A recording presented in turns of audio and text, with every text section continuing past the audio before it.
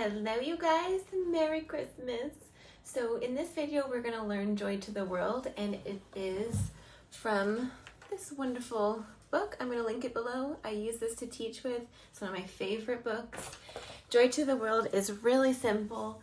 This arrangement's in the key of D, and it's on the D string and the A string. So these two strings, A string, D string, and it's in this basic hand pattern. All right. So let's go ahead and give it a try. It sounds like this. 2, 3, 4.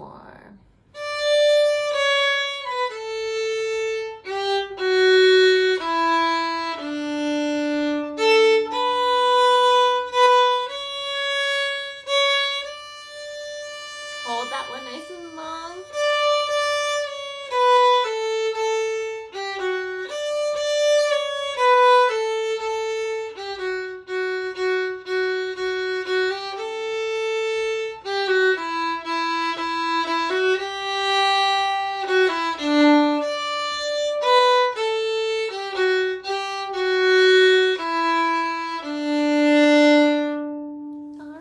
So just short and sweet, that's what it looks like. I hope that's helpful, and I'll see you all soon.